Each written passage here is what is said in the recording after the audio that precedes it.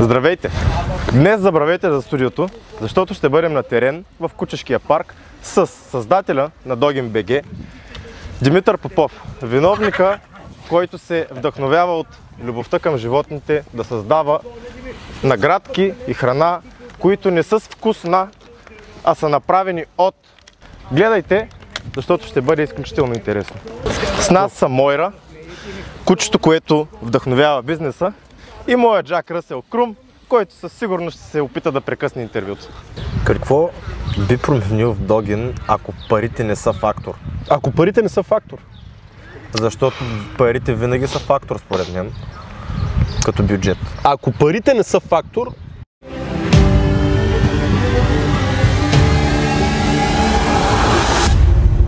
Как да ти помогна?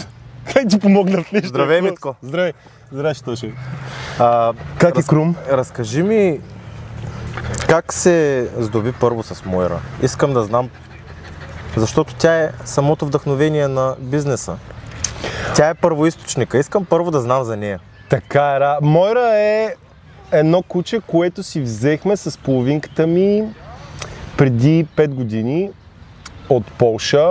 И тя беше вдъхновение не само с това, че не ядеше никакви лакомства, а и с това, че не искаше да си играе с различни играчки. Имаше си една любима и не искаше да си играе с различни играчки. И ние мислихме как да помогнем на нашето куче Мойра да бъде по-заинтересована от лакомства, от играчки. Така дойде идеята за Dogin. Със сигурност помогна на идеята за кучешки лакомства, създадени от продукти за човешка консумация. Мойра пробва ли всички продукти преди да ги пуснеш на пазара? Пробва продуктите дори, които не пускаме на пазара. Така че тя ни е голям филтър. Като куче тя не обича, като нейният вкус просто не обича всичко. Да. Обича нашите местни лакомства, не обича неща, които имат зърно, не обича неща, които имат въглехидрати. Тя иска да е расло на кокъл, както се казва. И ние правим с Dogin, правим и лакомства за кучета вегетарианци, сладък картоф, морков, грах, такива неща, но тя със сигурност не е фен на тях. Но Сиси пък от друга страна е луд фен, така че тя много ни помага с това да пробваме и другите лакомства. Виждате ли как се е изпънала тук пред нас? Фащаш ли я там в камерата си? Не, нали? Яко! Моя Крум, който в момента не го виждам къде отиде пак да се скрие. Да. Също много харесва вашите продукти. Благодаря. Особено агнешкия дроп. Да. Дали е белия или черния, смачква ги. Истината е, че много е приятно и за нас, и за собствениците на кучета, с които работим, да получат нещо, което е натурално. От нашите продукти кучетата, освен ако нямат някаква разлита алергия към специфичен тип протеин, нямат разстройства на стомаха, няма косопат, няма оцветяване по козината, както има за някои по-специфични породи. Така че е супер готино за мен като собственик на куче и като собственик на този бизнес да давам възможността на хора като мен, които искат да дадат най-доброто на кучето си, да го намерят. Да. Аз лично предпочитам да давам на кучето си само естествени продукти. Държа на това какво консумира той. Не разрешавам да му се дава от масата неща, които са направени за хората, защото имат подправки, примерно. Да, ти естествено. Като производител можеш да се съгласиш с мен. Да. А какво те дразни най-много в обстановката, в която сме днес? В кучешките паркове има ли нещо, което не ти харесва? Истината е, че този кучешки парк, в който сме в момента, сигурен съм, че ще имат и нашите зрители възможност да видят къде сме, обиколил съм много в България и е най-приятният кучешки парк в България. Освен, че има зеленина, има кучета, които идват често, има къде разседнещи, има сянка, има слънце, просто е перфектен. На другите места, може би това, което най-много не ми харесва е, че са кални. Няма настилка, която да помогне на преминаването на водата и стават много кални и може би това е най-големият минус, който съм виждал. И естествено такива, които са без сянка, без някакъв навес, естествено те също. Ти вече ме разказа как се е родила идеята за Dogin. А какво беше първото нещо, което направи по самия бизнес, по сайта? Първото нещо, което направих, беше да звънна на хората, които биха имали интерес към моят продукт. Имам, нямам идея колко телефонни контакта в телефона си. Отворих с телефона, започнах да скровам и всеки един човек, който познавах и знаех, че има куче, получи обаждане от мен. Да. Исках да го чуя, да го питам как е, да питам кучето му как е и да го питам дали би искал от кучето му да пробва от натуралните ни лакомства. И това беше първото нещо. След като бяхме решили, че ще бъдат 100% натурални, след като бяхме решили, че ще бъдат направени по начина, по който се правят храните за космонавти, тогава започнахме да звъним на хора и да ги питаме, искате ли да пробвате, интересно ли вие, пробвали сте? И когато ни казаха да, ние имахме проби, които да им изпратихме им проби и така започна всичко. Ами, а кои бяха най-големите трудности? Защото не е много лесно да вкараш нов продукт, да убедиш хората, че всъщност този продукт е качествен, защото винаги, не винаги, но в повечето случаи хората гледат с един скептицизъм. Някак си не се доверяват. Разбирам те. Най-трудното, което, ако трябва от сега да погледна назад, тогава не съм смятал, че ще бъде толкова трудно.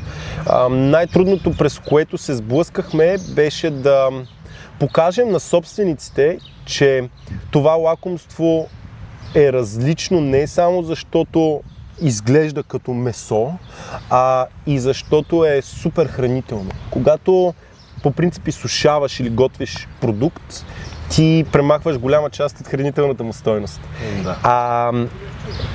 По начинът, по който ние ги правим, 97% от хранителната стойност остава в продукта. Тоест, все едно, че го едеш пресен. А в другият случай, ако е сготвен, зависи от начина, остават около 30, 40, 50% от оригиналната хранителна стойност на продукта.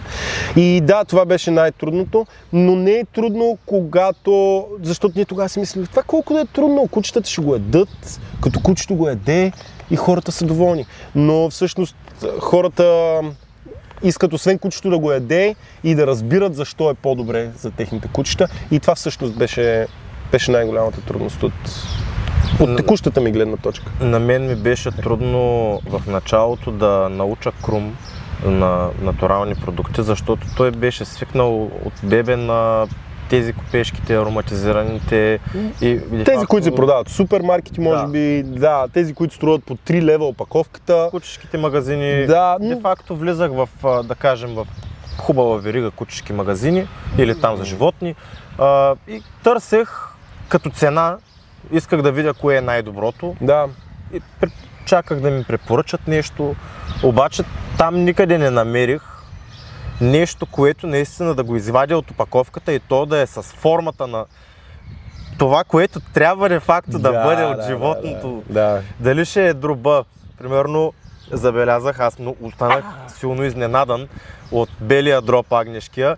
Той буквално е един бял дроб на слайсове. Да, точно така. Всичките ни продукти са. Това, между другото, е доста трудно да го разбереш в първи момент. Като кажа са, имам предвид, че не са с вкусът на нещо, не са с формата на нещо, не е нещото добавено към, те са. Като кажем, че е телешко шкембе, то не е овкусено с телешко шкембе, а е. Сега като говорим за шкембе, да почерпим крумче, така сладко се допря до крака ми. Крумчо! Виж какво ще почерпят? Ти едно за теб. Не де! Няма да се карат. Защо така? Мойра, елай ти. Айде горе. Давай. А кое е любимото лакомство на Крум от нашите? Агнешки дроб черен. Черен? Да. Да, нормално. Седни. Седни. Мойра е много собственически настроена към нашите лакомства, защото много ѝ харесват, както можем да видим. Сигурно ти е минавало през ума, може би го правиш. Консултирате ли се с ветеринари преди, примерно, пускането на определен продукт, как би действало на самото куче?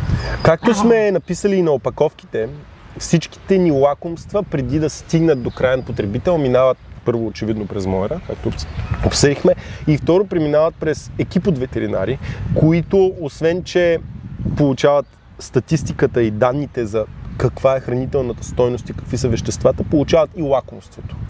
Работим с много ветеринари в България и те са ни страхотна подкрепа, защото разбират много добре стойността на нещото, което правим. Така че да, ветеринари имаме в екипа от гледната точка, че се консултираме с тях, както се консултираме с теб за счетоводните ни проблеми, така се консултираме с тях за това дали лакомството е подходящо за кучето или не. Не всички органи могат да бъдат направени за лакомство за куче, не всички органи трябва да бъдат направени за лакомство за куче, така че да, със сигурност. Ветеринарите са ни още един филтър преди да пуснем продукт в обращение. Какво най-често питат клиентите? От какво се интересуват? Най-честият въпрос всъщност е с какво е. Което е странно и като им кажа, че не е с нищо, а е, точно затова започна с това, че е най-трудното. Те до сега не са срещали продукт, който е. Или ако са го срещали в специфични малки пекарни, каквито има в не всички градове в България. И да, може би това беше най-странният въпрос, на който трябва да отговаряме. И ако трябва да казваме други странни въпроси, когато продаваме биволски мъжки полов орган, питат колко е дълъг, така ли мирише нормално. Такива въпроси, които бих казал, че са леко пикантни, за да ти ги споделя. Да. А кое е най-важното, като правиш бизнес с животни? С продукти за животни? Проблема е много специфичен, защото консуматорът на нашите продукти не може да говори. Да. И той може да покаже само с действията си и това по принцип има плюс огромен, че щом го яде, супер, но има и минус огромен, че може да не го яде поради някаква друга причина. Много често на местата, където се виждаме физически с наши клиенти, фенове, последователи, те идват с кучетата си и кучетата са им в една стресираща среда. Има много хора, има много звуци, има други животни и сега се опитвам, или собственика на кучето се опитва да го почерпи с лакомство, което никога не е подушвало. Има много специфична и силна миризма на месо и кучето е объркано. Така че, може би, това е. Че трябва да покажеш на кучето, докато е в неправилните условия, че това е вкусно. Кой от двама ви с половинката ти е по-отдаден на този бизнес, понеже ти не се занимаваш само с това. Да. Ти имаш и други ангажименти. В момента човека, който се занимава с ежедневните задачи около Догин е Кати. Тя е човека, който организира това да изпращаме пратките си, тя е човека, който организира това да създаваме продуктите си, така че тя е човека, който се занимава в момента основно с него. До преди буквално 5 месеца бях аз, може би 6, зависи от това кога ще видят видеото нашите фенове, може би и 7.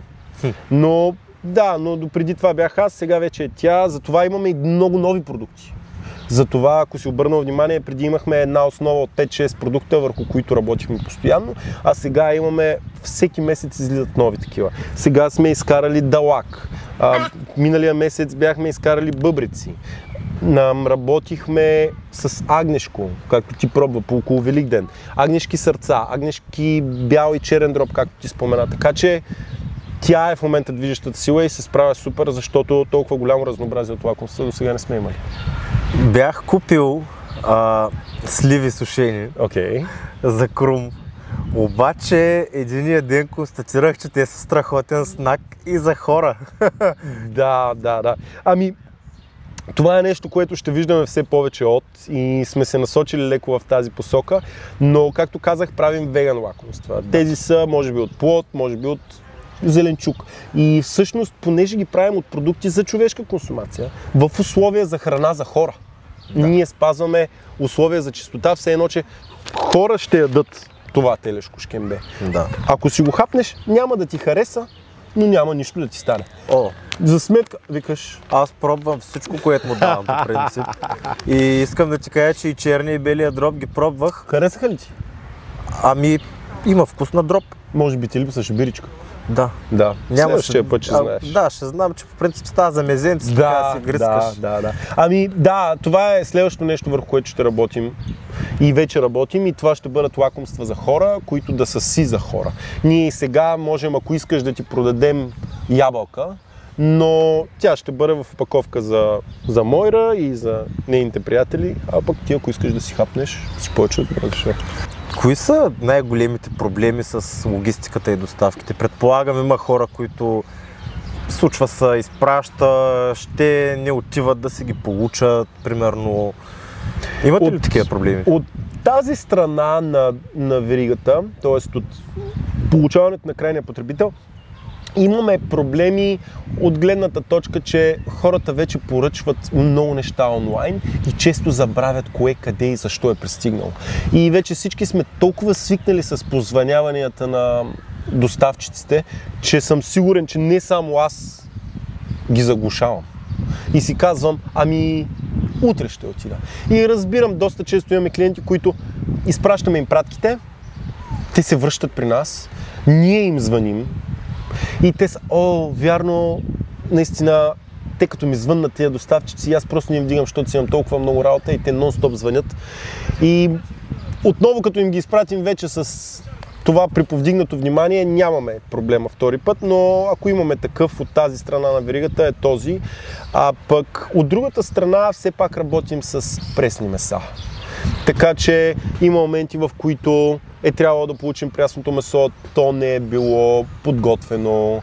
Имало е моменти, в които е трябвало много бързо да решим с какъв тип протеин ще заменим това ни производство или продуктите за следващата кутия, докато ги правихме. Ние все още правим някакви, но това е проблема, който може би се сблъскваме в двете страни. Въпреки че хората могат да говорят, ако че са не, на мен ми е много по-лесно да се разбирам с тях. Така е. При тебе, как се получават нещата. Въпреки че ти си страхотен оратор и ти имаш уникална комуникация и с хора, и с кучета, ама на мен лично ми е по-лесно с кучетата. Ти при кой срещаш по-лесна комуникация? Често го казвам и хората, които гледат това и ме познават, ще се съгласят, че също като теб с кучетата. Защото при тях няма лъжи. Или харесват нещото, или не го харесват, или ти обръщат внимание, или не ти обръщат внимание. Няма опита да те задоволя краткосрочно, за да получа нещо. Няма такова чувство. Така че аз съм заедно с теб. С животните смятам, че се справям по-добре. С кучетата се справям супер. При мен също е този проблем, че просто хората изключително много лъжат. Да. Това не харесвам в тях и заради това и малко ги избягвам. Да, затова сме в парка, нали? Да. Какъв си извън бизнеса? Ти си баща. Така е, да. Разкажи ми за себе си. Аз съм болен екстроверт. Наскоро бях извън България и си направих нови приятели и там. Харесвам и да комуникирам с хора, обичам социалния контакт, но също така ми харесва и да си бъда сам вкъщи и да не си вдигам телефона на доставчиците, както стана ясно. Така че бих се определил като нормален човек. Как се учиш ти самия? Четеш, пробваш, гледаш нещо? Има една теория 80-20, която съм сигурен, че много от твоите последователи са видяли и са чули. И за мен в моята глава в 80% от времето тренирам, а в 20% от времето трябва да покажа резултатите от моите тренировки. В момента сме в 20% и след малко, като свършим с нашето снимане, ще се върнем към нея 80%. Обичам да чета интересни книги, признавам си, че ако имам социална медия, тя е YouTube и обичам да гледам интересни неща, но най-вече научавам нови неща от хора. От това да говоря с правилния човек, в правилното време, на правилното място, да задам правилния въпрос и да разбера всъщност от опита на друг човек какво мога да заема аз. Любимият ми въпрос към хора, които вече имат работещ бизнес е: какво би променил, ако започнеш всичко от начало? Добре, признавам си, че не съм се замислял, но ако трябва да променя нещо, може би щях да бъда още като използвам тук думата много специфично, агресивен с рекламата си. Може би трябваше, за да достигнем целите, които имахме по-бързо, не трябваше да бъдем толкова плахи в началото от това дали ще се хареса продукта, от това дали хората ще искат да го пробват. Трябваше просто да дадем повече бюджет и повече възможност на рекламата ни да достигне до възможно най-голям брой хора, за да постигнем резултатите, които стигнахме днес за по-кратко време. Това е единственото, което бих променил. Друго не смятам. На мен взе да ми става малко жадно. Извинявам се от екипа, може ли да подадете по една водичка? Виличкия! Аз хващам! И аз мога.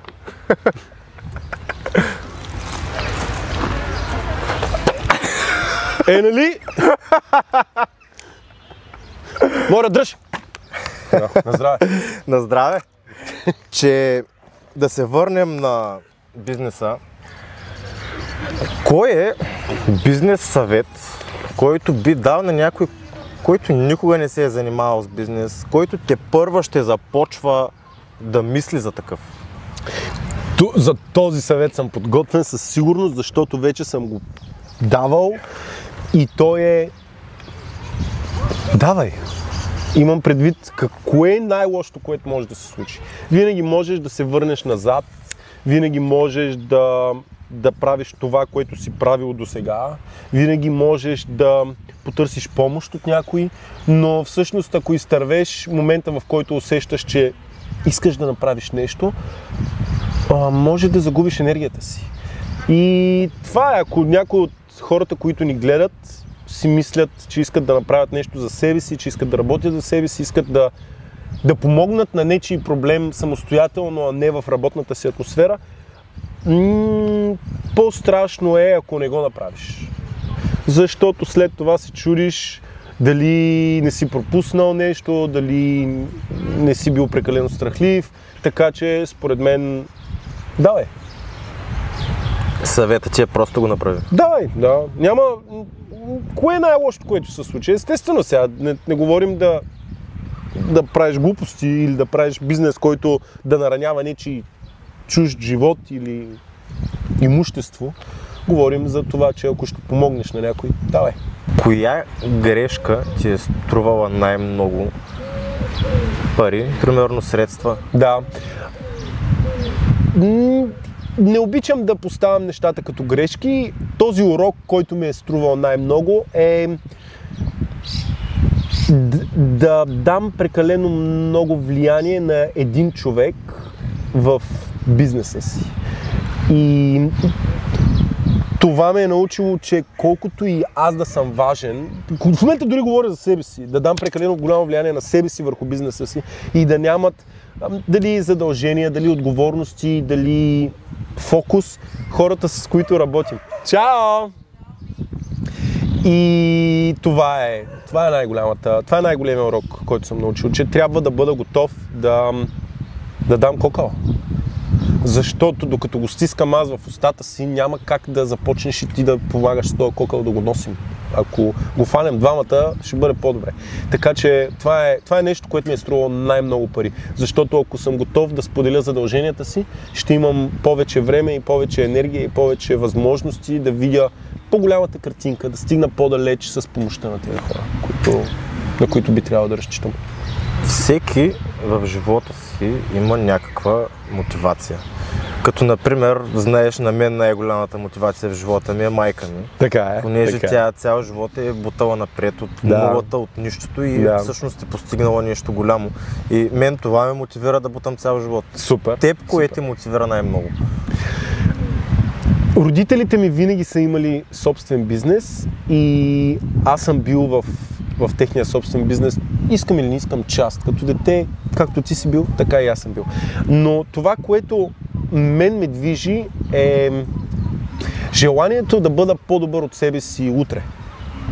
Ако днес съм направил 5 кучета щастливи, искам утре да са 6. Ако днес съм успял да направя нещо за себе си, утре искам да бъде, може би, с 1% по-добре, отколкото е днес. Така че това, което ме бута наистина е да бъда по-добър. Утре искам да бъда по-добър от днес. Дали добър означава да се чувствам по-добре в тялото си, дали означава да се чувствам по-добре в главата си, искам просто да бъде по-добре за тези критерии, които съм поставил. Така че това е, което ме бута. Да имаме повече, да бъдем по-щастливи.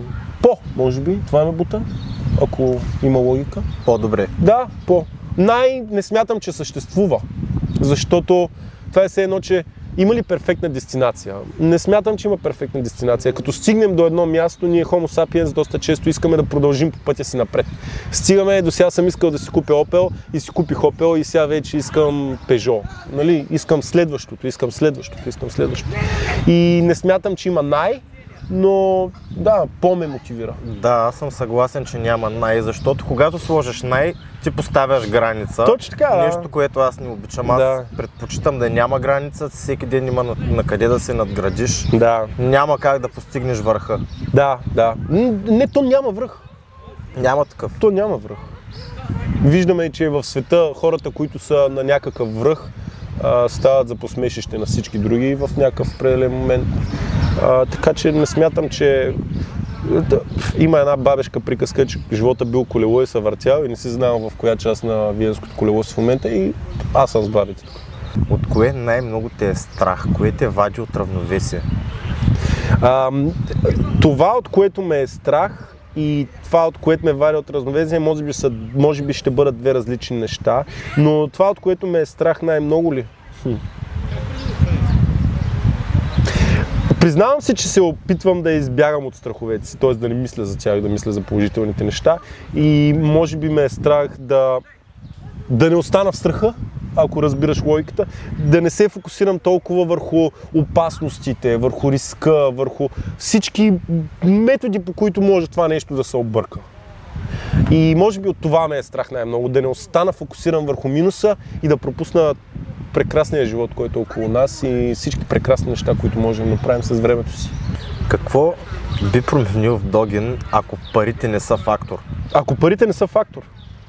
Защото парите винаги са фактор, според мен, като бюджет. Ако парите не са фактор, бих продавал лакомствата си безплатно. Много добро. Ако парите не са фактор, бих ги давал безплатно, защото знам, че е най-доброто, знам, че на кучетата им харесва и ако парите не са фактор, няма за какво да ги продавам. Ако Мойра можеше да говори, лошо. Тя какво мнение щеше да има за теб като шеф? Аз на нея не съм и шеф, щеше да бъде доволна от роба си. Поне така се надявам. Осигурявам храната. Ти смяташ, че тя ти е шеф? Убеден съм. Аз съм убеден. Мислил ли си някога да се откажеш? Имало ли такива моменти трудни, в които просто вече нямал сила да се занимаваш с Догин? Нещо, което те е фрустрирало, нещо, което те е натъжило и не си искал вече да... Да. Има една гледна точка, от която се отказвам всяка вечер и просто си лягам. Но да се откажа и да кажа, не, това няма да стане, не, това не е нещото, не съм имал дори за момент, защото виждам как хората все повече и повече смятат животните си за техни не собствености, а партньори в живота. И знам, че аз за моите партньори в живота искам най-доброто. И щом аз искам най-доброто, съм сигурен, че хората, поне тези без психически отклонения, също искат най-доброто за себе си, за животните си, за партньорите си. И като знам, че това е най-доброто. Има ли нещо, което не би продавал никога? Което не бих продавал никога? За кучета ли? Да. За кучета. Нещо, което никога не бих продавал за кучета, са лакомствата, които има всичко, но не е месо в тях. Че то не е глицерин, че то не са гуми. Нямам идея даже. То там пише месо и местни останки. Какво означава това? Аз не знам, не разбирам. Но това е нещо, което не бих продавал. Защото, примерно, гумените играчки са отвратителни. Аз виждам как моя, като съм му давал такива, той се опитва да ги изяде. Да. Той не... нали, едно е да ги изръба, друго е да почне да ги поглъща, защото аз почвам после да ги намирам в номер 2. Да, в номер 2 се намират често, да. Истината е, че за всяко едно нещо имаме едни много добри приятели, Dogo Friends, които ги шаутаутвам с най-голямо удоволствие. Те са най-добрите треньори за кучета според мен в България. И те често казват, че не трябва да оставяме кучето без надзираване. И тези гумени играчки, те си имат мястото. Те си имат времето, те си имат начина на използване и смятам, че и те си имат своят плюс. Ние сме ги предлагали, продължаваме да имаме такива, но не смятам, че е окей за производителите, само за да достигнем до някаква цена, за да достигнем до някакъв обем и да продаваме повече, да продаваме неща, които са не окей. По-скоро на нашия уебсайт можеш да влезеш и да си намериш как да се направиш сладолед за кучето. С наши продукти, без наши продукти, както прецениш. На нашия уебсайт, ако не зададеш въпрос или можеш дори да се разровиш и можеш да намериш как ще си направиш лакомства сам. Това, което правим ние, разбираме, че е с по-висока цена и не е достъпно до всеки, но пък ние можем да ти кажем как си правим нашите и ти можеш да пробваш да си направиш версия на тях. Няма да можеш да направиш същите, защото екипировката и машините, които използваме, са доста скъпи, но ще можеш да си направиш тяхната сурова версия. Какво ти пречи от агнешкото да отделиш малко от черния дроб, преди да го сложиш в дроб сармата за Велик ден и да го свариш просто и да го нарежеш на купчета и да го сложиш в фризера. Нищо не ти пречи. Okay. Да, нямаме времето за това. Аз го нямам. Ти го нямаш. Със сигурност. По-голямата част от хората, които ни гледат, няма да имат това време и ние за това го правим вместо тях. Но, ако ти липсва ресурса, пари, какво ти пречи да си го направиш сам вкъщи? Така е. Да, ние сме оставили рецепти, да. Понеже доста понапреднахме с времето, какво искаш хората да запомнят от Догин? И не от днес от интервюто, от самия Догин, от сайта, от продуктите. Като кръщавахме проекта ни Догин, си мислихме какво обичат да правят кучетата. Кучетата обичат да бягат или тяхната форма на забавление, обичат да ядат и обичат да спят. И смятам, че ние хората можем да се научим на много неща от това. Да бягаме и да играем, това да работим може да е версия на игра. Това да тренираме може да е версия на игра. Това да се виждаме с други хора може да е версия на игра. И смятам, че хората трябва да са малко повече кучета. Малко по-директни, малко по-нелъжливи, недвулични и малко по-бягащи. Със сигурност. Малко по-активни със сигурност. Притеснява ли те какво ще се случи, когато настъпи еврото? Да ме притеснява не бих казал, но има много неясноти за мен, които не съм сигурен как ще се справим с. И това е най-малкото как ще премина счетоводно от лев в евро, е нещо, на което не съм убеден какво точно ще се случи от задната страна. Иначе при мен за ценообразуването няма да има голяма разлика, защото си внасям продукти и сега работим с евро, няма да има голяма разлика, но от счетоводна гледна точка не съм сигурен какво точно ще се промени в бизнеса. От счетоводна гледна точка по принцип няма да има никакъв проблем, защото просто преминаваме, при нас всичко е числа, дали то ще бъде в лева или в евро, за нас е без значение. Мен лично като бизнес не бих казал, че ще ме засегне еврото, защото моите цени и сега са обвързани с минималната работна заплата, което си е като защита от инфлация. Винаги ще държа на тази политика, точно заради такива ситуации. Ето сега преминаваме от лева в евро, но това, което се чудя по магазините, какво ще стане, примерно сега, както определен продукт струва 3 лева, дали той ще струва евро и 50 или ще струва пак 3 евро. И защото доста държави бяха засегнати от еврото, да кажем Гърция, доста ги удари вълната. Да. Макроекономика не е моята специалност със сигурност и не съм запознат, но не смятам, че ще бъде поне това, което съм прочел, естествено, че ще бъде равностойността лев в евро, което ние от сега можем да знаем, защото валутният борд, който използваме от толкова много години насам, е все едно, че ние имаме евро. Единственото, може би, което ще се промени е, че ще можем с парите, които имаме тук вкъщи, да отидем и да пазаруваме и в Гърция. Но не знам. Неясно е за нас да ни притеснява, не ни притеснява. Даже, ако трябва да бъда честен, имаме усещането, че ще ни отвори врати. Че по-скоро, особено откакто сме в Шенген и има улеснено преминаване на стоки и хора от нашите граници към Европейския съюз, още по-улеснено дори. И сега с еврото аз очаквам за мен и за моя бизнес, че това ще бъде плюс. Да, но наскоро просто попаднах на клип, който показваше от определен магазин. Не искам да казвам името, защото може да... Естествено, да. Да, но цените там бяха в лева, в няколко валути. Да. И цената в лева беше по-ниска от тази, която е в евро. Да кажем, едното нещо беше 10 лева, а в евро е 7 евро. Да. Извинявай, че те прекъснах, но ако трябва да предполагам, защото естествено имам някакво предположение, какво си видял, мисля, че този етикет е за брандове, които са мултинационални. И това е цената във валутата, която е локална. Когато преминем към локална валута, да, възможно е това да остане цената за нас, но не смятам, че това е проблем на това да преминаваме от лев към евро. Това са мултинационални конгломерати, които няма как да... държавата да ги ограничи по какъвто и да е начин. Тази цена те вече имат написана.